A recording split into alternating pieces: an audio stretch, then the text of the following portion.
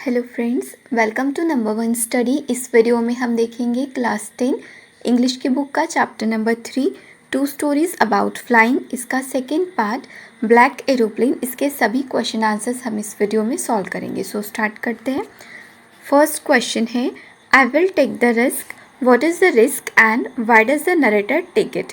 अब यहाँ पे ये जो सेंटेंस था हमारी टेक्स्ट बुक में, I will take the risk, इस सेंटेंस में what is the risk, risk क्या थी, and why does the narrator take it, और जो नरेटर थे, ऑथर थे, उन्होंने ये रिस्क क्यों उठाई थी। ठीक है, इसका आंसर देखो क्या होगा।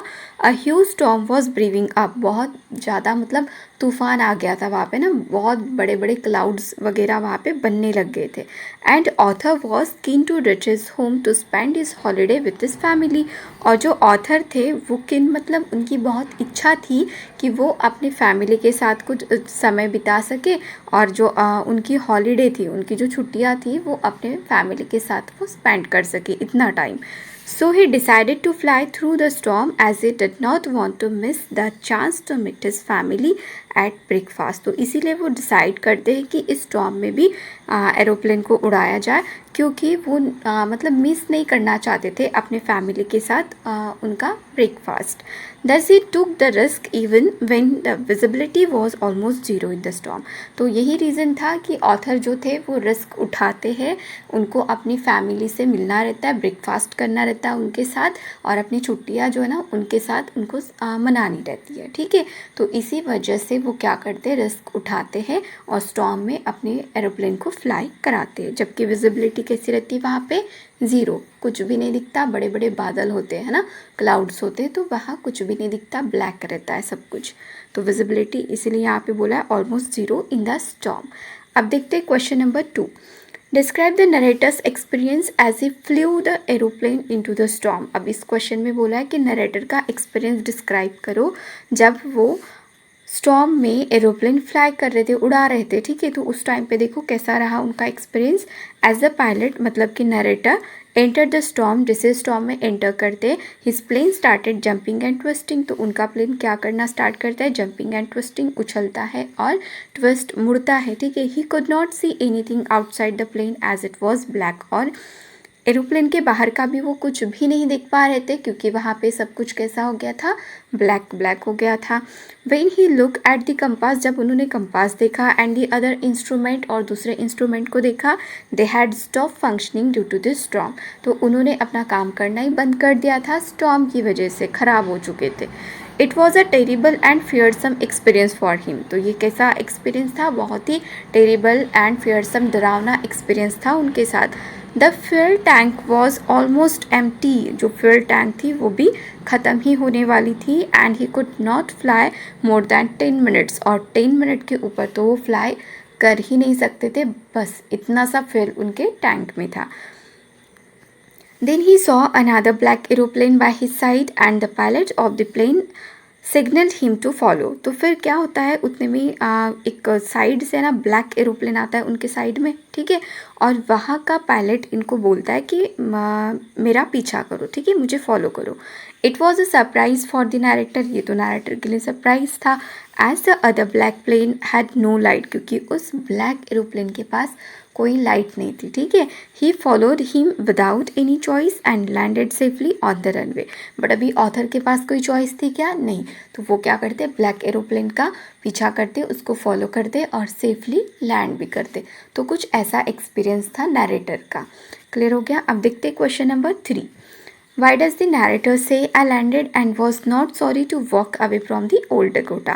अब यहाँ पे हमें बताना है कि नरेटर ऐसा क्यों बोलते कि I landed and was not sorry, मतलब जब वो अपने पुराने यहाँ पे देखो ओल्ड डेकोटा, ठीक है, ओल्ड डेकोटा से जब बाहर निकलते हैं तो उन्हें कुछ अफसोस नहीं होता उससे बाहर निकलने में, तो ऐसा क्यों कहा उन्होंने, तो इसका रीज़न क्या होगा। देखो, after landing the narrator was not sorry to walk away from the old Dakota, land करने के बाद अपने ओल्ड डेकोटा से निकलते समय उनको कोई अफसोस नहीं हो रहा था। इसका रीज़न क्या था, because he had a horrific and scary experience flying that plane, क्योंकि उन्हें तो बहुत बेकार ख़राब बोल सकते हैं, स्कैरी डरावना एक्सपीरियंस था ना उस एरोप्लेन के साथ, बराबर है। He was happy that he had landed the plane safely, वो तो बस इतने में ही मतलब खुश थे कि चलो सेफली लैंड हो चुके थे वो। That is why he was not sorry to walk away. तो यही रीज़न था कि उन्हें कोई अफसोस नहीं था अब उस ओल्ड डेकोटा से बाहर निकलने में। Instead he wanted to know, इसकी जगह वो क्या चाहते थे, wanted to know where he was, वो जानना चाहते थे कि वो अभी कहाँ पर है, and who the other pilot was, और दूसरा जो पायलट था ब्लैक एरोप्लेन का वो कहाँ गया, ये जानना चाहते थे। अब देखते हैं question number 4। What made the woman in the control centre look at the narrator strangely. अब यहाँ पे हमें बताना है कि जो कंट्रोल सेंटर की जो वुमन थी वो नरेटर की तरफ कैसे दिखते, स्ट्रेंजली, अजीब तरीके से दिखते। तो हमें बताना है कि ऐसी कौन सी बात थी जिसकी वजह से उसे ऐसा देखना पड़ा। ठीक है, तो देखते हैं इसका answer. The woman in the control centre look at the narrator strangely because, control centre की वुमन नरेटर की तरफ स्ट्रेंजली, अजीब तरीके से देखती है, because the narrator ask her about the black aeroplane, क्योंकि नरेटर उसको किसके बारे में पूछते हैं, ब्लैक एरोप्लेन के बारे में पूछते हैं। And she saw no one except the narrator's in the sky during the storm, जबकि उसने देखा रहता है कि जब स्टॉर्म रहता है उस टाइम पे सिर्फ और सिर्फ नरेटर का एरोप्लेन स्काई में होता है, बाकी दूसरा कोई नहीं। और नरेटर यहाँ पे पूछते हैं कि दूसरा एरोप्लेन, ब्लैक एरोप्लेन के पायलट या फिर ब्लैक एरोप्लेन कहाँ गया। Even the radar showed only the narrator's plane that night in the sky, even radar भी क्या शो कर रहा था, सिर्फ और सिर्फ नरेटर का प्लेन शो कर रहा था, बाकी दूसरा कोई नहीं। इसीलिए वो स्ट्रेंज तरीके से देखते नरेटर की तरफ कि ये क्या पूछ रहे हैं। अब देखते हैं question number 5। Who do you think help the narrator to reach safely. आपको क्या लगता है नरेटर की हेल्प किसने करी होंगी सेफली लैंड करने में। Discuss this among your selves and give reason for your answer, discuss करके इसका आंसर बताना है। ठीक है, तो क्या होगा इसका आंसर देखते हैं। It is very difficult to say about the unknown pilot who help the narrator. अब देखो उस पायलट के बारे में बताना तो बहुत डिफ़िकल्ट है जो दूसरे एरोप्लेन में था, ब्लैक एरोप्लेन में, but probably it was a narrator himself, लेकिन हो सकता है कि वो नरेटर खुद हो, ऑथर खुद हो, क्योंकि वुमन ने बताया था ना, उस कंट्रोल सेंटर की जो वुमन थी उसने बताया कि नरेटर के प्लेन के अलावा और दूसरा कोई प्लेन नहीं था, बराबर है। तो हो सकता है कि नरेटर खुद थे। That help him to overcome the fear in the storm as no other plane was seen in the radar except the narrator's Dakota plane, क्योंकि नरेटर के प्लेन के अलावा वहाँ पर दूसरा कोई नहीं था, तो वो नरेटर ही थे। इन दैट फियरसम सिचुएशन, इतने डरावने सिचुएशन में, he might have been hallucinating, hallucination क्या होता है, भ्रम। हो सकता है कि इतने डरावने सिचुएशन में उनको भ्रम हुआ हो। ठीक है, he himself was a good pilot, और वो तो अच्छे पायलट थे ही। ठीक है, एंड ब्रेव भी थे, okay, and brave enough who help himself land safely, वो तो वैसे भी अच्छे पायलट थे, ब्रेव भी थे, तो उन्होंने खुद की हेल्प करी थी। उस टाइम पे उनको भ्रम हुआ कि ऐसा उनको दिख रहा है ब्लैक कलर का एरोप्लेन, पायलट वगैरह कुछ दिख रहा है, बट ऐसा कुछ नहीं था, उन्होंने खुद की हेल्प करी थी, ऐसा लगता है। ठीक है, अब देखते हैं next question. Try to guess the meanings of the word black. अब यहाँ पे ना कुछ आपको क्वेश्चंस दे रहेंगे जहाँ पर ब्लैक वर्ड का यूज़ किया है। ठीक है, तो आपको उनका मीनिंग ढूंढना है। ठीक है, गेस करना है।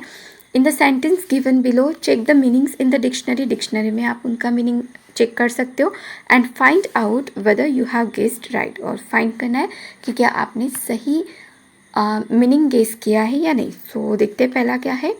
Go and have a bath, your hands and face are absolutely black. देखो क्या बोला यहाँ पे, go and have a bath, जाओ जाकर बाथिंग कर लो, तुम्हारे हाथ और जो फेस है वो कैसा दिख रहा है, ब्लैक, काला दिख रहा है। तो यहाँ पे ब्लैक का मीनिंग क्या होगा, the meaning of black in this sentence is that the face and hands are dark because of dust and dirt, dust और डर्ट लगने की वजह से ब्लैक हुआ है। ठीक है, तो ये मीनिंग होता है यहाँ पे ब्लैक का।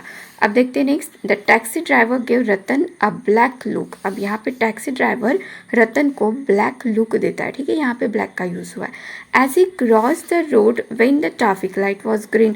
देखो जब ट्रैफिक लाइट ग्रीन हो जाता है तब रतन रोड क्रॉस करता है, तो वो मतलब गलत काम करता है ना, तो उस टाइम पे टैक्सी ड्राइवर उसको ब्लैक लुक देते। तो यहाँ पे एंग्री बोल सकते हैं हम, है ना, गुस्से से वो उसको देख रहे थे।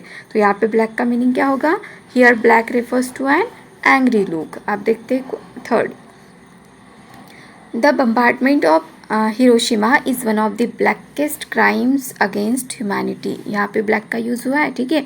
तो हिरोशिमा में जो बॉम्ब ब्लास्ट हुआ था वो कैसा था? वन ऑफ द ब्लैकेस्ट, बहुत काला क्राइम था अगेंस्ट ह्यूमैनिटी। ह्यूमैनिटी होती है मानवता।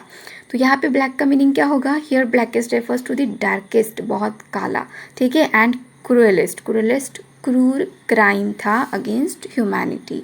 नेक्स्ट देखते हैं, very few people enjoy Harold Pinter's black comedy. बहुत कम लोग हेरोल्ड पिंटर्स के ब्लैक कॉमेडी इंजॉय करते। अब यहाँ पे ब्लैक का मीनिंग होगा डार्क एंड ग्लूमी, मतलब काला अंधकारमय ही होगा यहाँ पे ब्लैक का मीनिंग। अब देखते हैं fifth, sometimes shopkeepers store essential goods to create false scarcity and then sell this in black. कभी कभी क्या होता है, शॉपकीपर्स स्टोर करके रखते इसेंशियल गुड, अच्छे सामान को क्या करने के लिए? टू क्रिएट फॉल्स स्कार्सिटी, बनाने के लिए, एंड देन फिर क्या करते, उसको ब्लैक में बेचते। अब यहाँ पे ब्लैक का यूज़ हुआ है तो ब्लैक का मीनिंग क्या होगा यहाँ पे? The meaning of black in this sentence is that the shopkeeper sell the described goods at a higher price, मतलब बहुत ज़्यादा दाम में बेचते। तो यहाँ पे ब्लैक का मीनिंग होगा हायर प्राइस में बेचना, ठीक हो गया। अब देखते हैं sixth, villagers had beaten the criminal black and blue. गाँव वालों ने क्रिमिनल को ब्लैक एंड ब्लू, काला नीला होने तक पीटा, ठीक है। तो यहाँ पे ब्लैक का मीनिंग क्या होगा? Here black means that the criminal suffered excessive beating. यहाँ पे क्रिमिनल जो था उसने बहुत सफर्ड किया, गाँव वालों ने उसको बहुत मारा, ये होगा इसका मीनिंग यहाँ पे, ठीक है, ब्लैक का। अब देखते हैं लास्ट क्वेश्चन इसका। Look at the sentence taken from the lesson you have just read. जैसे कि पहला सेंटेंस है, I was flying my old Dakota aeroplane, and second sentence है, the young seagull had been afraid to fly with them. अब यहाँ पे देखो क्या बताया, in the first sentence the author was controlling an aircraft in the air. First sentence में author क्या कर रहे हैं? एयरक्राफ्ट को कंट्रोल कर रहे हैं एयर में। And in the second sentence the seagull was afraid to move through the air. और सेकेंड सेंटेंस में सीगल को डर लगता है मूव करने में, फ्लाई करने में एयर में, यूजिंग इट्स विंग्स, अपने विंग्स का यूज़ करने। अब देखते हैं, match the phrases given under column A with their meanings in meanings given under column B. तो ए में कुछ यहाँ पे वर्ड्स दिए गए जिसका मीनिंग है बी में, इसके साथ हमें पेयर लगानी है। तो देखते हैं पहला क्या है, fly a flag. Fly a flag का मीनिंग होगा डिस्प्ले, फ्लाई अ फ्लैग का मीनिंग होगा display a flag on a long pole, इसके साथ पेड़ लगा लेनी है आपको फर्स्ट की। सेकेंड है फ्लाई इनटू रेग। रेग का मीनिंग होता है क्रोध में, तो इसका होगा फिर एंग्री के साथ, become suddenly very angry. Fly into rage मतलब बिकम सडनली वेरी एंग्री, और फ्लाई अ फ्लैग मतलब display a flag on a long pole. Next देखते हैं फ्लाई अलॉन्ग्स, एक साथ उड़ना, ठीक है, साथ में उड़ना, इसका होगा मूव क्विकली और सडनली। नेक्स्ट है फ्लाई हाई, ऊंचा उड़ना, तो इसका मीनिंग होगा बी सक्सेसफुल, सक्सेस पाना, ठीक है यहाँ पे। और फ्लाई द कुक, कुक मतलब एक बंद कमरे में या फिर पिंजरे में था, वहाँ से खुद को आज़ाद करना, ठीक है। तो इसकी लगेगी escape from a place, D के साथ। और यहाँ पे हमारे सभी क्वेश्चन आंसर्स कंप्लीट हो गए। अगर वीडियो अच्छी लगी हो, हेल्पफुल लगी हो, तो वीडियो को लाइक करना, अपने फ्रेंड्स के साथ शेयर करना और चैनल को सब्सक्राइब ज़रूर करना। Thank you.